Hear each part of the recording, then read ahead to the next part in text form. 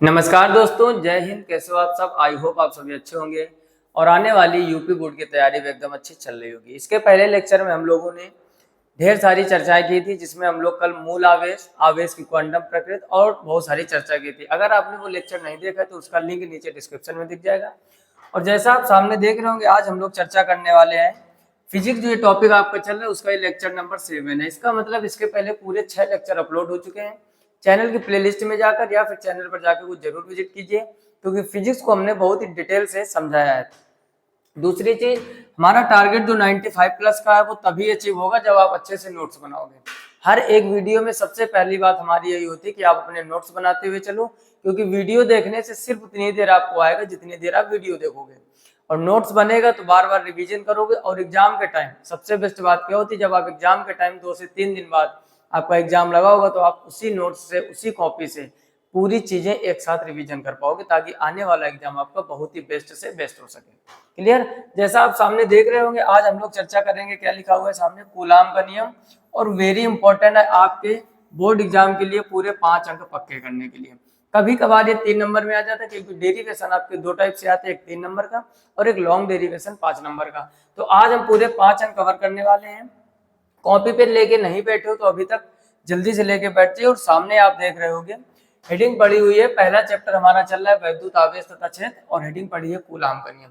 तो पहले कुछ बेसिक चीजें समझो। हो सकता है बहुत से लोग कह रहे होते कूलाम का नियम तो हमको पता है, क्योंकि बात यह है ना कि आप लोग वही रट लेते हो, 2 बिंदु आवेशों के बीच लगने वाला आकर्षण अथवा प्रतिकर्षण का बल दोनों आवेशों के गुणनफल के अनुक्रमानुपाती, समीकरण नंबर 1 मान लो।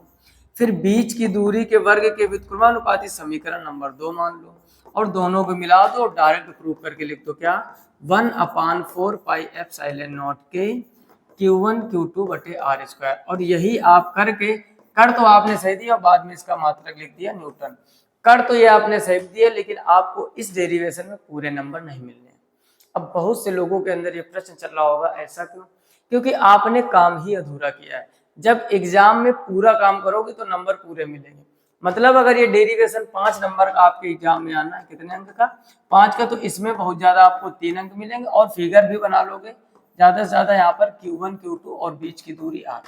बोलो सब लोग यही करते हो कि नहीं? और यही आपको अधूरा काम पेपर में करके नहीं आना है। कई बार आपने देखा होगा, अपने सीनियर से पूछिए कि पेपर बहुत अच्छा होता है और रिजल्ट खराब हो जाता है। तो पेपर अच्छा लगता है उनको, लेकिन होता नहीं है। पहले आप कुछ बेसिक जानकारी लिखोगे, समझ रहे हो ना बात को? तो यहाँ से हटाते हैं, थोड़ा डिटेल में चर्चा करते हैं। और जिस तरीके से हम लिखा रहा है, आप कॉपी पेन लेके बैठ जाओ और उसी तरीके से आपको लिखना है। और एग्जाम में यकीन मानो आधा नंबर भी एग्जामिनर नहीं काट पाएगा, आधा नंबर। समझ रहे हो ना? तो पहले आप समझो, फिर खुद ही अभी अंतर समझ में आ जाएगा कि दोनों डेरिवेशन में क्या अंतर है। ठीक, तो पहले क्या लिखेंगे? पहले बेसिक जानकारी, जैसे लिखेंगे सन 1785 ईस्वी में फ्रांसीसी वैज्ञानिक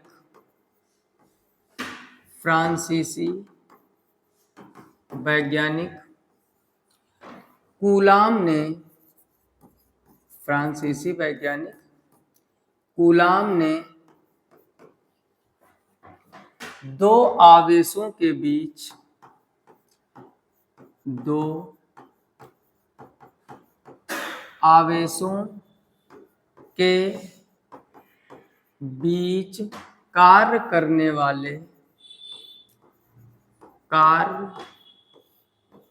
वाले बल के संबंध में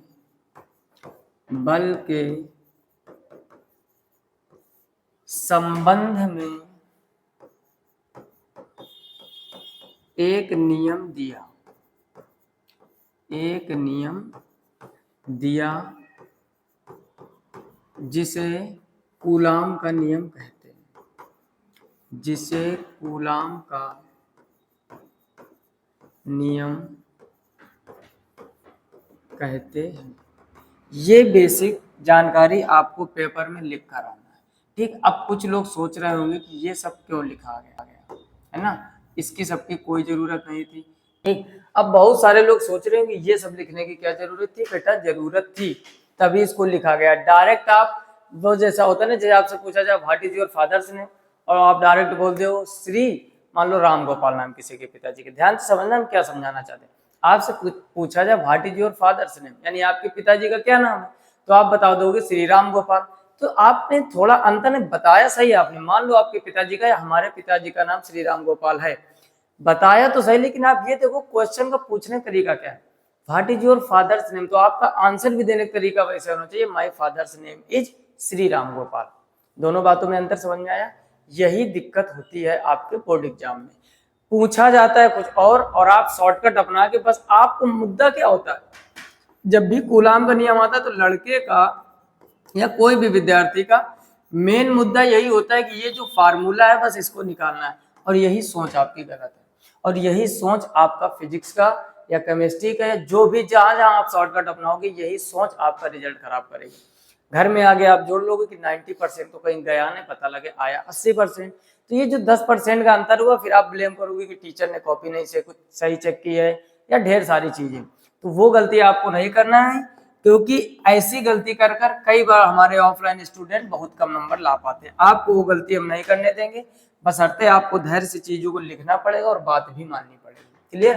तो सबसे पहले लिखोगे सन 1785 ईस्वी में फ्रांसीसी वैज्ञानिक कूलाम ने दो आवेशों, यानी इन्होंने दो आवेशों के बीच एक संबंध स्थापित किया था, इसे कहते हैं कूलाम का नियम। अब देखो होगा अंतर क्या, मान लो 20 लोग आपके साथ में एग्जाम दिए, आप जिस कमरे में बैठे हो मान लो 20 लोग वहां बच्चे बैठे पेपर दे रहे हैं, समझो। अब आपने इस तरीके से लिखा, बाकी लोगों ने शॉर्टकट अपनाया, तो क्या आपको उनसे नंबर अच्छे नहीं मिलेंगे?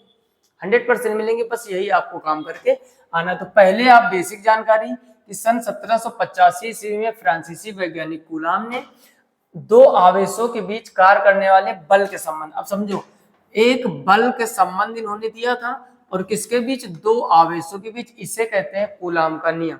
अब हेडिंग डालेंगे कूलाम के नियम के अनुसार, बात को एक एक समझते जाना। अब हेडिंग क्या डालेंगे, कूलाम के नियम के अनुसार, कूलाम के नियम के अनुसार। अब जो कुछ भी आपने रटा है पूरा छाप देंगे। बात समझ में आ रही है? यानी कई लोग या कई विद्यार्थी यहां से स्टार्ट करते जो अब हम लिखने जा रहे हैं। ये बेसिक जानकारी देना कब की बात है, 1785 की। किसकी बात है, कूलाम भैया की, और कहाँ के रहने वाले थे, फ्रांस के। 3 पॉइंट क्लियर किए कि नहीं? यही छोटे छोटे मिस्टेक्स आप अगर सही कर लोगे, आपका रिजल्ट वो आएगा जो आपने उम्मीद नहीं की होगी। क्लियर? अच्छा, अब लिखेंगे दो बिंदु आवेशों के बीच, अब उसकी थ्योरी लिख लो। दो बिंदु आवेशों के बीच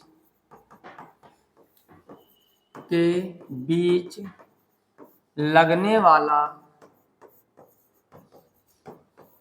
वाला आकर्षण अथवा प्रतिकर्षण का बल, आकर्षण अथवा प्रतिकर्षण का बल। अब देखो दोनों चीजें क्यों लिखी, इसको भी समझो। हमने आपको सिखाया, शुरू के लेक्चर नहीं देखे तो जरूर देखो, अगर प्लस प्लस होता है तो कौन सा बल लगता है, प्रतिकर्षण बल, और अगर माइनस माइनस होता है तब भी क्या लगता है, प्रतिकर्षण बल। ठीक, और अगर एक प्लस माइनस हो जाए, एक प्लस हो एक माइनस हो, तो इस स्थिति में क्या लगता है, आकर्षण। अब जो भी आवेशों को हम लोग दूरी इस टाइप से मानेंगे, एक मान लो Q1 एक Q2, हो सकता है ये पॉजिटिव ये निगेटिव कर दो तो फिर आकर्षण बल लगेगा। क्लियर हो रहा है ना? अगर ये निगेटिव कर दे ये पॉजिटिव कर दे तब भी आकर्षण लगेगा। मान लो दोनों निगेटिव कर दिया तो कैसा लगेगा, बोलो बोलो, प्रतिकर्षण लगेगा। और अगर दोनों पॉजिटिव कर दिया जाए तो कैसा लगेगा, तब भी प्रतिकर्षण। इसकी हमने ट्रिक पिछले लेक्चर में डिटेल में सिखाई है कि आप एक को लड़का मान लो और एक लड़के, लड़के को प्लस मान लो लड़की को माइनस। आपने देखा होगा जो हम लोगों का कल्चर, अगर एक लड़का और उसी के बगल में एक लड़की बैठी तो आपस में उनके बीच अट्रैक्शन फोर्स काम करेगा और उसी को बाद में लोगों ने प्रेम कहा। समझ रहे हो ना? चीजों को गलत वे में नहीं लेना, समझने का एक तरीका है। एक को प्लस एक को माइनस मान लिया, एक प्लस एक माइनस, तो इनके बीच क्या लगेगा, अट्रैक्शन बढ़ेगा। ठीक, या मान लो प्रेम हो जाएगा या अट्रैक्शन बढ़ेगा, है ना? तो अट्रैक्शन को ही क्या बोलते हैं, आकर्षण। ये याद करने का तरीका, यानी जब एक प्लस एक माइनस, एक लड़का और एक लड़की, तो आकर्षण बल, और दोनों मान लो लड़के हो जाए, ध्यान दो जरा, दोनों लड़के हो जाए यानी प्लस प्लस, या दोनों लड़के हो जाए तो उनके बीच उतना आकर्षण नहीं होगा जितना एक लड़का और लड़की के प्रति होता है। तो ये ट्रिक बन गई आपकी कि अगर समान चिन्ह है तो प्रतिकर्षण, विपरीत चिन्ह है तो आकर्षण। बात समझ में आ रहा है कि नहीं? इस तरीके से फिजिक्स को आप रटना नहीं है, सीखते हुए चलो, देखना फिजिक्स इतना आनंद देके और सबसे फेवरेट सब्जेक्ट आपका फिजिक्स हो जाएगा अगर आपको पल्ले पड़ रही है तो। ठीक, अब क्या लिखा हमने, दो बिंदु आवेशों के बीच लगने वाला आकर्षण अथवा प्रतिकर्षण का बल। अब लिखो जो इन्होंने कहा था, आकर्षण अथवा प्रतिकर्षण का बल दोनों आवेशों के, क्या लिखेंगे, दोनों आवेशों के गुणनफल के अनुक्रमानुपाती, के गुणनफल के अनुक्रमानुपाती तथा बीच की दूरी के वर्ग के, बीच की दूरी के वर्ग के व्युत्क्रमानुपाती, व्युत्क्रमानुपाती। ठीक, हो सकता है लास्ट का ना आ रहा, हम बोले दे रहे हैं बीच की दूरी के वर्ग के व्युत्क्रमानुपाती होता है। ठीक, अभी आपका आधा काम हुआ है। इस तरीके से आप लिख कर आना हर एक डेरिवेशन थ्योरी को, यकीन मानो आपका रिजल्ट 95 के नीचे नहीं रहेगा। जैसा हम थंबनेल में लिख के देते हैं ना 95 प्लस और आएंगे, खुद का अनुभव है 97 का लगभग हर लेक्चर में हम ये बताते हैं। इस वजह से नहीं कि आपको हम ये दिखाएं कि हमारे इतने आते हैं, हम ये दिखाना चाहते हैं राइटिंग भी हमारी उतनी अच्छी नहीं है, देख रहे होगे, लेकिन एक ये चीज समझो फिर भी हमने वहां तक स्कोर किया, चीजों को लिखा कम लेकिन जो चीजें लिखी डिटेल से लिखी, जितना भी हमको नॉलेज था। ये नहीं कि बस कूलाम का नियम आया बस डायरेक्ट छापने लगे, डिटेल से अगर आपको पता है तो आप अच्छा लिख के आइए, और अच्छा लिखने पर ही अच्छे नंबर आते हैं। ठीक, बाकी जो भी आप फालतू चीजें सुनते हो ना कि राइटिंग का नंबर नहीं कटता है मैथमेटिक्स में, ऐसा भी आपने सुना होगा। अगर आप यक्स ऐसे बनता और यक्स ऐसे बना दोगे, आप बताइए राइटिंग का नहीं कटेगा क्या? कटता है लेकिन कट जाएगा तो उसमें लिख के थोड़े ना आता कि ये राइटिंग के 5 नंबर कम हुए। ठीक, तो ऐसे भ्रम मत पालो, सुंदर से तुम सुंदर लिखने का प्रयास करो और पढ़ने का भी सुंदर से सुंदर प्रयास करो। क्लियर?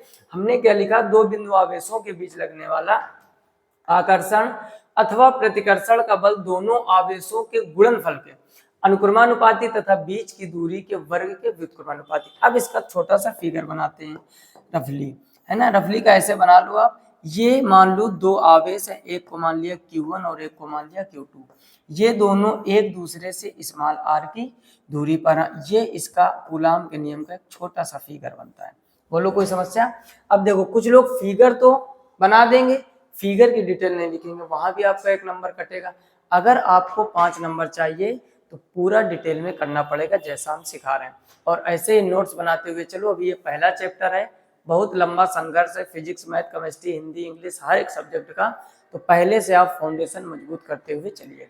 ठीक, हमने क्या लिखा, माना दो आवेश। अब देखो इसकी भी थ्योरी लिखनी पड़ेगी, ये फिगर बना लिया, आगे हम लोग क्या लिखेंगे, माना दो आवेश, माना दो आवेश Q1 व Q2 एक दूसरे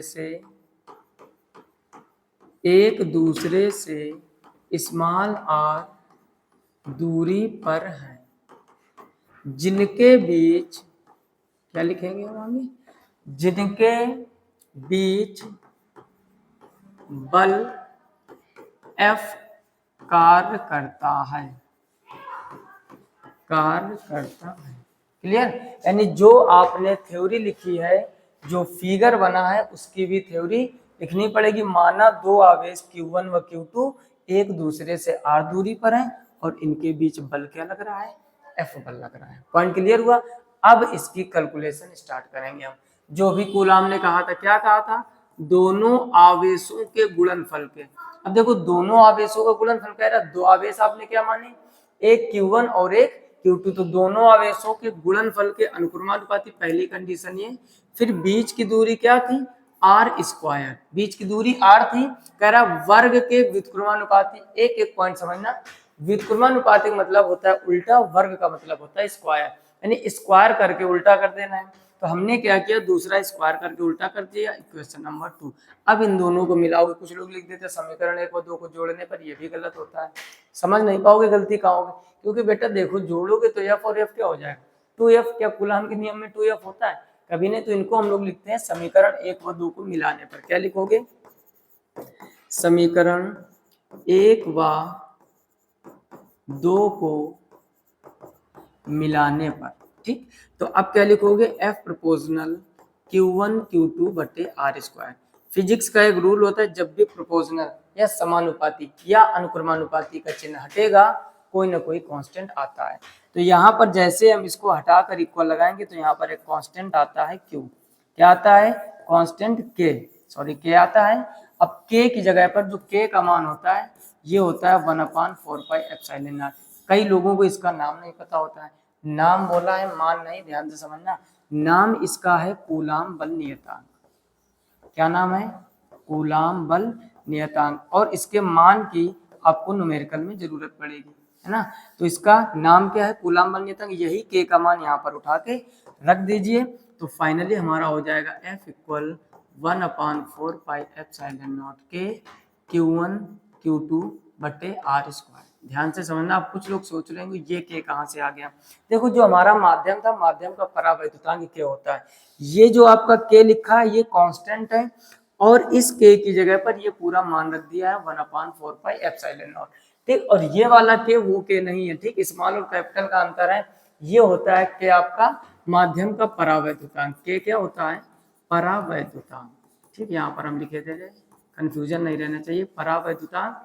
और एक और स्टार बना के पॉइंट लिख लेना, निर्वात या वायु के लिए, निर्वात या वायु के लिए जो ये आपका परावैद्युतांक के होता है इसका मान होता है 1।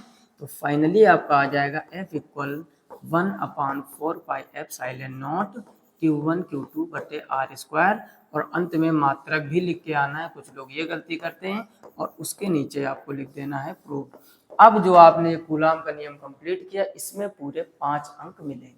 ठीक, और भी कुछ चीजें छूट रही हैं उसको भी समझो। बहुत से लोग अपना अपना दिमाग लगा रहे होंगे कि इतना लिखने की जरूरत नहीं, बाकी आपकी मर्जी। 1947 में आज़ाद हो चुके थे, जैसी आपकी मर्जी आप भोजपुरी सॉन्ग लिख के आइए, कोई लेना देना नहीं होता, वो सॉन्ग के ही नंबर मिलेंगे आपको। क्लियर। अब जैसे इसमें क्या क्या चीजें, जैसे आपने ये देखा क्या है 1/4πε0, तो इसका मान पता होना चाहिए 9 × 10⁻9, और इसका जो मात्रक होता है न्यूटन मीटर स्क्वायर प्रति coulomb square, newton metre square प्रति कूलाम स्क्वायर। शुरू में ही हमने आपसे वादा किया था फिजिक्स सिखाने आए हैं, रटाने नहीं। रटना हो तो विद्या क्वेश्चन बैंक हो गई, राहुल टॉप 10 हो गया, मास्टर माइंड हो गई, अवतार हो गई, ना जाने कितनी क्वेश्चन बैंक आती, रट्टा मारो आप, बहुत ही आसान है पास होने के लिए। लेकिन आप सीखना चाहते हो तो डिटेल से चलना पड़ेगा। इस तरीके से आप कूलाम का नियम कंप्लीट करो। और भी अब देखो पेपर में आपको यहाँ तक करके आना, प्रूफ लिख देना है। ज्यादा से ज्यादा मान हो तो इसका मान और मात्रा लिख दीजिए। लेकिन यहाँ पर और कुछ चीजें हम डिस्कशन करेंगे ताकि आने वाले समय में न्यूमेरिकल में आपको प्रॉब्लम ना हो। जैसे ε0 इसका मान, इसको कहते हैं निर्वात की विद्युतशीलता। क्या बोलते हैं, निर्वात की विद्युतशीलता। इसका मान होता है 8.85 × 10⁻12। अब देखो 1/4π ये तो कांस्टेंट होता है, अगर 1/ε0 का मान इतना है तो ε0 का इसी का उल्टा हो जाएगा, तो इसका मात्रक हो जाएगा कूलाम स्क्वायर प्रति न्यूटन मीटर स्क्वायर। ठीक, उसी का अपोजिट कर दीजिए।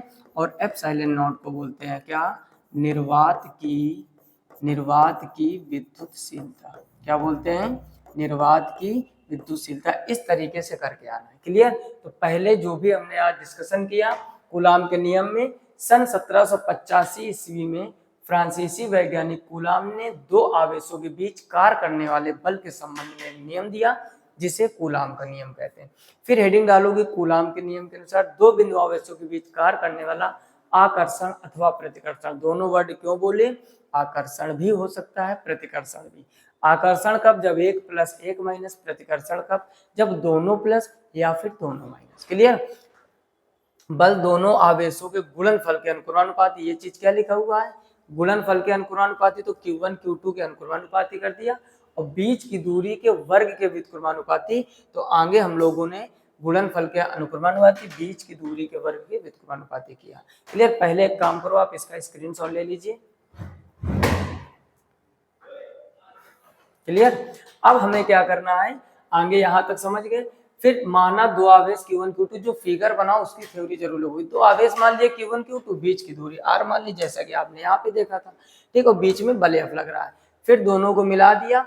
मिलाने के बाद जब भी प्रोपोर्शनल आता है, हर एक डेरिवेशन में ध्यान रखना, तब तक कांस्टेंट आता है। कांस्टेंट का मैं जब भी वैद्युत के लिए हल करेंगे तो 1/4πε0। शुरू से हम एक बात बोल रहे हैं कि अगर आप शुरू के 5 चैप्टरों में ध्यान दे दिए। वैद्युत आवेश तथा क्षेत्र, गॉस की प्रमेय तथा वैद्युत फ्लक्स, तीसरा वैद्युत विभव तथा धारिता, चौथा गतिमान आवेश तथा चुंबकीय क्षेत्र और पांचवा किरचॉफ के नियम। किरचॉफ के नियम तक आप ध्यान से पढ़ लिए।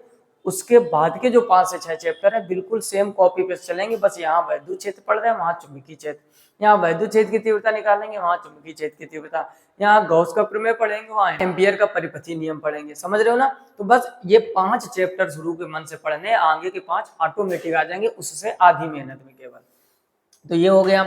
उसके बाद 1/4 पाई एप्सिलॉन नॉट के की जगह, और ये वाला जो के दिख रहा है आपको, ये है परावैद्युतांक, और परावैद्युतांक निर्वात या वायु के लिए 1 होता है, 1 रखोगे के हट जाएगा, ये फाइनल प्रूविंग।